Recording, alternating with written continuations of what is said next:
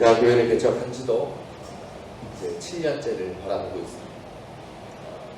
좀 시간이 많이 지났지만 아직도 처음 개척을 준비하고 또 시작할 때가 생생합니다. 이 자리에 교회를 얻고 또 계약을 했던 날도 기억납니다. 또 이제 교회를 이제 세우기 위해서 필요한 물품들도 사야 되지 않겠어요? 의자며 뭐 광대상 이거 좀 싸게 사라고 을지로 중부시장 또 광대상 파는 공장까지 찾아다니면서 골랐던 기억이 납니다. 또 교회 수리 다 마치고 처음 예배를 드렸던 그 순간 그때 느꼈던 어떤 수많은 감정들이 여전히 남아있습니다. 그렇게 시간이 흘러서 오늘의 일기까지 7년째가 되었습니다. 지난 시간들을 살펴보면 한마디밖에 할 게 없어요. 뭐겠어요? 하나님의 은혜였다는 거. 가장 감사한 건 그거죠. 7년이 되는 이 시기까지 어쨌든 살아남았다. 잘 버텨왔다라는 겁니다. 그리고 큰 부흥은 아닐지라도 조금씩이라도 성장하는 교회가 되었다는 거죠. 특별히 올해는 더 감사한 것은 우리 교회가 그동안은 미자립교회에서 자립교회로 전환이 되었고 또 남에게 도움을 받는 교회에서 이제는 도움을 주는 교회가 되었다는 겁니다. 물론 그 모든 시간 가운데 어려움이 없었겠습니까? 위기가 없었겠어요? 또 저 나름대로 저 혼자 품고 힘들었던 시간도 참 많았습니다. 그럼에도 하나님은 정말 놀랍게 때때로 또 정확한 타이밍에 채워주시고 회복시켜 주셨어요. 그렇게 우리 교회를 지켜주셨습니다. 그리고 어떻게 보면 그때 경험했던 하나님의 은혜에 대한 경험들이 저의 목회에 있어서 큰 힘이 됐고 또 동기부여가 된 것이 사실입니다. 앞으로도 그럴 거예요. 왜? 앞으로 또 우리에게 어떤 일이 일어날지 모르잖아요. 우리 교회에게 또 저에게 또 이전과는 또 다른 차원의 어려움과 또 걱정거리가 생길지 모릅니다.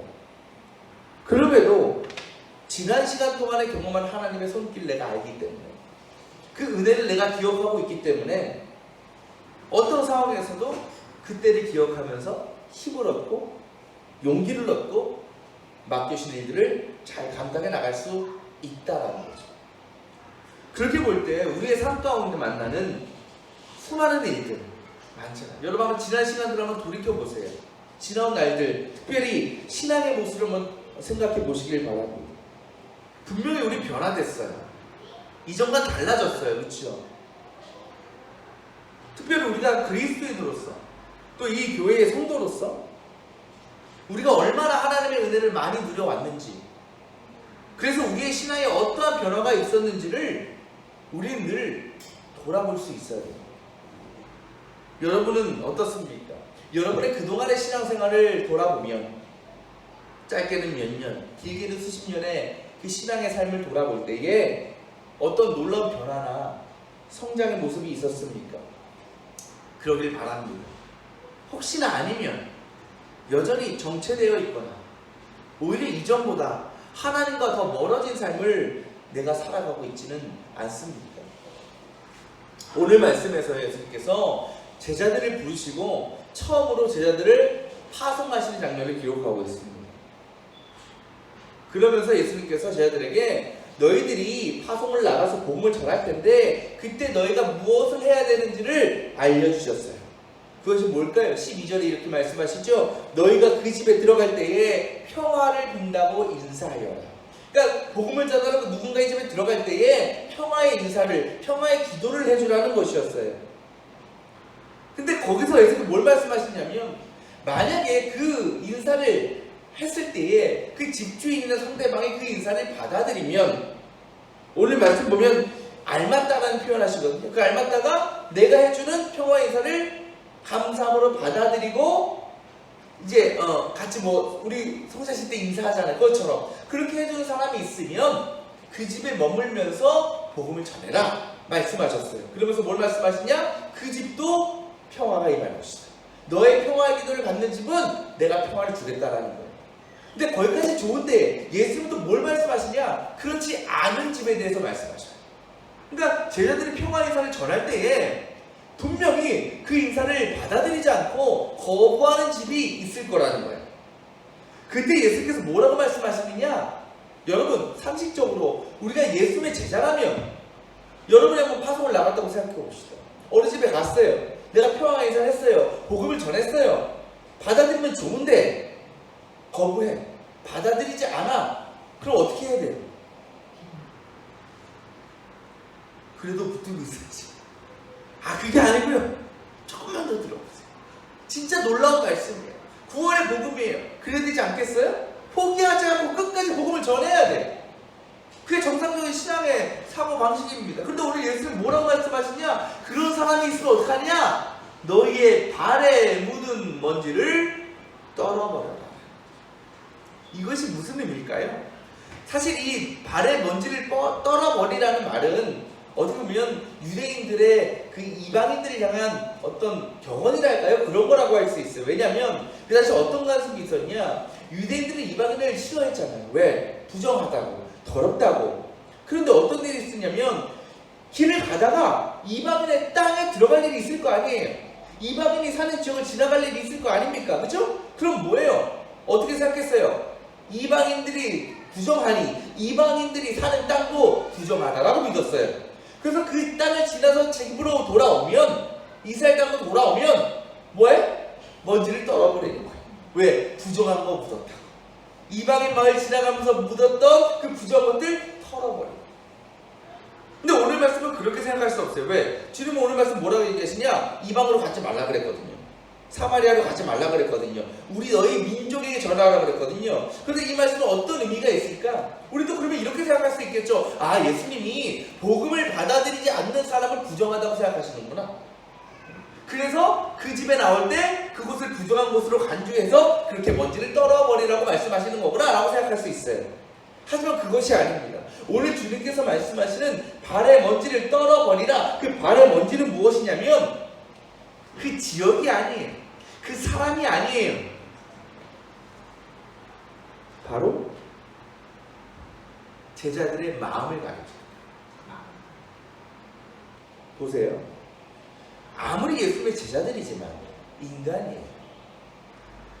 하늘을 복음을 전하러 들어갔는데 복을 밀어줬는데 평화를 밀어줬는데 상대방이 그걸 거부해. 문전박대해. 그럼 마음이 어떨까요? 안 좋죠? 상처받아요. 속상해. 마음이 너무 아파요. 그러니까 그 마음 가운데 거절당한 아픔과 상처가 있을 것이고 또 그 복음을 거부하는 그들에 대한 안타까움도 있을 거예요. 더 나아가서 어떤 마음이 있냐? 그들을 향한 서운함, 분노도 있을 거예요. 니네가 감히 이 말씀을 거부해?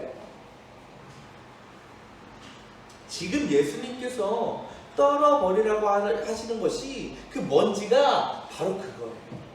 쟤들의 마음에 있는 그 생각들, 품은 감정들, 부정적인 생각들. 그러니까 예수는 뭘 말씀하시냐? 그들이 거부해? 상처받았어? 그곳에서의 좋지 못했던 기억과 경험은 잊어버려라. 빨리 잊어버리고 새로운 마음으로 새 길을 가라. 다른 곳에 가서 열심히 복음을 전해라 라고 말씀하십니다. 여러분 예수님께서 사셨던 삶을 한번 보세요. 공생의 3년 동안 얼마나 많은 고통, 얼마나 많은 아픔을 당하셨어요. 그죠? 사람들에게 따돌린다. 적대자들에게 늘 살해 협박받고 또 제자들에게도 배신당했어요. 만약 우리가 예수님과 같은 삶을 살았다면 정말 살아갈 희망이 없을 겁니다. 용기가 나지 않을 거예요. 늘 좌절과 절망에 빠져서 불행한 삶을 살아갈 수밖에 없을 겁니다. 하지만 예수님은 어떠셨어요? 자신이 당한 모든 고난을, 그 어려움을 마음에 품고 계십니까? 다 쌓아두시면서 불안해 하셨습니까? 그렇지 않았어요. 혹은 너네 두고 봐라. 내가 때 되면 한 방에 날려줘. 한 방에 내가 혼내줄 거야. 안 그러셨어요. 예수님은요, 오늘 말씀에 지하들에게 지시하셨던 것 같이 그때마다 모든 것을 툴툴 털어버리셨어요. 그리고 하나님의 뜻에 순종하시면서 당신의 사역을 계속해서 열심히 감당하셨습니다. 우리의 인생도 마찬가지입니다. 우리가 살아가면서 만나는 수많은 일들, 특히 우리의 삶과 우리의 신앙을 방해하고 어렵게 만들었던 상황 가운데 우리의 마음은, 우리의 생각 가운데는 부정적인 마음을 품을 수밖에 없어요. 안 좋은 감정이 생길 수밖에 없죠. 하지만 중요한 것은 우리는 절대로 그러한 것들에 얽매여 살아가서는 안 된다는 겁니다. 우리는 다시 소망을 품고 힘을 내야 돼요. 왜? 그래야 우린 성장할 수 있기 때문에. 우린 변화될 수 있기 때문에. 근데 여러분, 문제는 그것도 쉬운 게 아니라는 거죠. 아, 나 그렇게 새롭게 돼야지, 이겨내야지, 그런 생각만으로 우리가 그렇게 변화되는 게 아니에요. 여러분, 우리 인간을 잘 보면요, 우리 인간이라는 동물은 어떤 동물이냐면 내가 지속적으로 관심하고 또 생각하는 것에 지배를 받아요. 그렇죠? 그래서 우리가 관심 갖는 것이 있으면 그것의 어떤 형태를 따라서 그것을 이루기 위해서 우리의 행동이 그렇게 옮겨지잖아요. 그렇죠? 그런데 여기서 중요한 사실 하나가 있어요. 그게 뭐냐? 내가 바라고 소망하는 어떤 것이 있을 때에 그것이 우리가 관심하는 것과 같지 않다라는 겁니다. 다시 말하면 이런 거예요. 우리가 뭔가 소망하는 게 있잖아요. 기대하는 게 분명히 있잖아요. 근데 그것이 있다 하더라도 내가 그것에 꼭 관심을 쏟느냐? 그건 아니라는 거예요. 예를 들어 이런 거죠. 여러분 평화 원해요? 안 원해요? 원하죠. 선한 삶 살기 원해요? 안 원해요? 원해요. 세상 모든 사람이 그렇게 살기를 원할 겁니다. 그래서 여러분, 우리가 어떻게 해야 우리가 원하는 평화를 이루고 선한 삶을 살 수 있을까요? 첫 번째 단계, 평화를 이루기 위한 것, 선한 삶을 살기 위한 것을 우리가 뭐 해야 돼? 관심을 가져야 돼. 그리고 우리가 관심 가진 그것을 뭐 해야 돼? 행해야 된다. 관심에서 끝나는 것이 아니라 관심 가는 것을 그대로 행해야 된다는 거예요. 그러니까 평화를 위해서는 우리가 어떻게 하면 평화를 이룰까 생각해야 되고, 그것이 어떤 일과 관심을 가지면 뭐 해야 되겠어요? 사랑해야죠. 그럼 평화가 이루어져요. 또 선한 삶을 살기 위해서는 죄를 짓지 않아야 돼요. 그럼 선하게 살 수밖에 없어요. 이게 어떤 거예요? 우리의 소망과 관심이 하나가 된 거예요. 근데 우리의 삶이 정말 그렇습니까? 그렇지 않죠. 어떻게 보면 솔직히 말하면 우리는 우리가 기대하고 소망하는 것과 정반대의 삶을 살아가고 있어요. 마음속으로 평화를 원해. 선을 원해. 근데 정작 우리의 삶을 보면 우리의 관심은 엉뚱한 데가 있어요. 탐욕에 가 있고요. 죄에 가 있고요. 그렇게 해서 우리가 원하고 소망하는 게 이루어집니까? 절대로 이루어지지 않아요.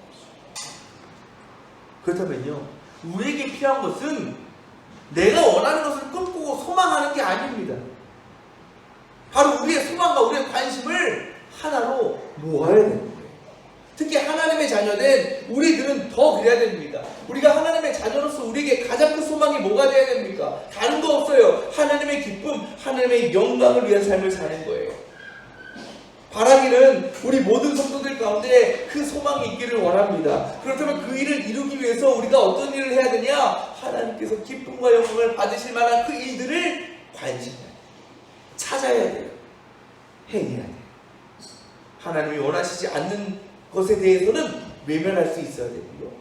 하나님께서 원하시는 일에 대해서는 더욱 집중할 수 있는 삶을 우리가 살아가야 돼요. 지난 우리의 삶 동안에 수많은 마음의 문제, 마음의 상처로 고난과 어려움 당할 때가 참 많았습니다. 때로는 미워하는 감정, 서운해하는 감정들 속에서 아파하고 힘들어할 때도 있었습니다. 신앙에서만이 뿐만이 아니라 우리의 세상에서의 삶, 즉 가정과 직장, 내가 속해 있는 여러 공동체 안에서 그런 일들을 비일비재하게 우리는 겪어왔습니다. 그리고 앞으로도 우리는 이러한 문제와 이러한 상황에서 자유로울 수 없습니다. 하지만 문제는 그러한 일들을, 그러한 감정들을 만나게 되는 게 문제가 아닙니다. 더 큰 문제는 뭐냐? 그와 같은 어려움들을 만날 때 그것을 극복하지 못하는 게 문제예요. 벗어나지 못하는 게 더 큰 문제입니다. 그래서 지금도 그러한 상황 때문에 여전히 고통 가운데 있는 사람들이 너무나 많습니다. 왜 그렇더라고요? 내가 당한 어려움, 내가 당한 고난, 상처, 그런 부정적인 감정에만 우리가 집중하고 관심하고 살고 있기 때문에 그런 거예요. 다시 말하면 오늘 주님께서 말씀하신 우리가 털어버려야 될 것을 털어버리지 못하면 우리는 삶의 희망을 찾을 수 없고요, 고통과 절망에만 빠져 살아갈 수밖에 없습니다. 때문에 우리는 반드시 털어버려야 돼요. 그러면서 우리가 가장 먼저 해야 될 일이 뭐냐? 우리의 관심을 다른 곳으로 돌리는 겁니다. 무엇으로? 진짜 내가 소망하는 것. 더 정확히 얘기하면 하나님께서 원하시는 일을 찾아서 그곳에 우리의 모든 관심을 쏟아내는 겁니다. 우리의 관심과 우리의 시선이 부정적이고 비신앙적인 것이 아니라 신앙적이고 영적인 곳에 있어야 된다는 거예요. 제가 2009년부터 2010년 저기 한 교회에서 중고등부 사역을 했었죠. 그때부터 관계를 맺고 지금까지도 친하게 지내는 제자들이 3명이 있습니다. 매년 두세 번씩 만나서 식사하고 교제하고 그렇게 서로 이야기를 나눕니다. 그때 중학생이었던 그들이 이제는 다 대학을 졸업하고 직장에 다니고 있습니다. 그 중에 한 명은 제가 여러 번 말씀드려서 아실 거예요. 항해사로 지금 있는 친구가 있죠. 원래 오늘 그 친구가 이제 7월 초에 다시 이제 항해를 나가게 돼서 오늘 교회 오기로 했었어요. 교회 오겠다고, 예배 드리겠다고. 근데 어제 오후에 전화가 온 거예요. 웬일이야? 내일 보는 거지? 목사님, 저 내일 못 갈 것 같아요. 왜 보다? 그 3명 중에 이 친구 동윤이라는 친구고 우석이라는 친구고 병준이라는 친구가 있거든요. 병준이가 죽었어요? 무슨 소리야? 장난하지 마. 아니 목사님, 병준이가 죽었어. 무슨 일이야? 그랬더니 어제 오전 부산에 놀러 가서 해운대 놀러 가서 해수욕장 갔다가 이제 거기 친구들 갔다가 휩쓸려가지고 이 친구만 못 빠져. 그래서 그 얘기를 하는 거예요. 그래서 병준이가 죽어서 내일 교회에서 하는 본인이 다니는 교회에서 장례를 하나 치르게 된 것 같아요. 저 너무 충격이었어요. 제가 너무 사랑했던 제자고 매일매일 그렇게 좋은 관계를 맺어왔던 그 친구가 갑자기 그랬다는 것이 믿겨지지도 않고, 사실 이따가 오후에 이제 저도 장례 시작할 텐데 아직도 사실 믿겨지지가 않아요. 그래서 어제 밤에 자꾸 그 생각 들면서 마음이 너무 힘들고 그러면서 그런 생각을 하는 거예요. 가장 힘든 게 누구겠어요? 부모겠죠. 자식을 잃은 슬픔, 그것도 어떤 질병이나 그런 것들은 갑작스러운 사고로 그런 자식을 잃었다는 얘기를 들었을 때 얼마나 충격을 받을까, 얼마나 고통과 절망 가운데 남은 인생을 살아가실까라는 거죠. 근데 여러분, 근데 세상은요, 냉정하게 얘기하면 그래도 살아가야 돼요. 자식을 잃어서 너무 힘들고 너무 죽고 싶고 너무 고통스럽지만 또 그분들은, 남은 사람들은 남은 인생을 살아갈 수밖에 없어요. 물론 그 일이 얼마나 힘들겠어요. 매일매일 생각이 나겠죠. 매일매일 고통스러워요. 하지만 그럼에도 살아갈 수밖에 없어요. 그렇다면 그런 상황 가운데 살아가려면 어떻게 해야 내가 정말 잘 살아갈 수 있을까? 다른 거 없어요. 털어버려요. 힘들고 어렵지만 조금씩 그 빈자리를 다른 것으로 채워나가셔야 돼요. 그러면 우리 그리스도인들은 너무 감사하죠. 왜? 하나님께서 우리 너무나 큰 선물 주셨잖아요. 그게 뭐야? 천국이야. 천국의 소망이야. 이제 그분들은 그거 하나만 바라보면 살 수밖에 없어요. 지금은 없지만 나중에 천국에서 다시 만난 우리 아들, 내 자식, 그거라도 없으면 못 살아. 그래서 우리 장례식, 기독교에서는 장례식장에 가보면 뭐예요? 예배드리잖아요. 예배가 뭡니까? 하나님께 영광을 돌립니다. 어떻게 사람이 죽었는데 영광을 돌려요? 천국을 바라보니까. 지금은 떠나고 힘들지만 결국 우리가 언젠가 다시 돌아가야 되겠다. 그걸 바라보면 소망을 갖는 거예요. 언제가 다시 만나. 하나님께서 우리 인간의 불순종, 죄의 모습을 보시면서 어떻게 하셨어요? 집착하셨어요. 계속 그것을 곱씹으십니까? 아니에요. 도리어 하나님의 관심은 어떻게 하면 내가 저 죄인들을 사랑할까? 어떻게 하면 내가 저 죄인들을 구원할까? 거기에 가 계셨어요. 그 하나님의 사랑과 관심이 우리를 구원의 사람으로 변화시킨 거 아니겠습니까? 사랑하는 여러분, 우리 하나님은 어떤 분입니까? 그 찬양 있죠? 좋으신 하나님, 좋으신 하나님, 참 좋으신 나의 하나님. 정말 단순한 가사. 그 안에 다 들어가 있어요. 우리 하나님은 좋으신 하나님, 선하신 하나님. 그 말은 뭐냐? 하나님은요, 세상 그 무엇도 자신의 손길과 능력을 통해서 가장 선한 것으로 변화시키신다는 거예요. 그렇게 주님은 죽음을 생명으로, 죄인을 의인으로 새롭게 하셨습니다.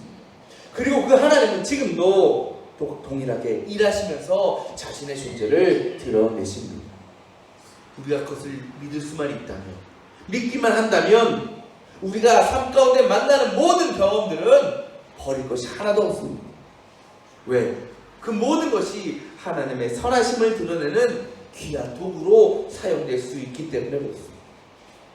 여러분 삶 가운데 그런 놀라운 일들이 나타나기를 원하십니까? 그렇다면 지금 당장 우리의 발에 남아있는 그 모든 먼지들을 털어버릴 수 있기를 바랍니다.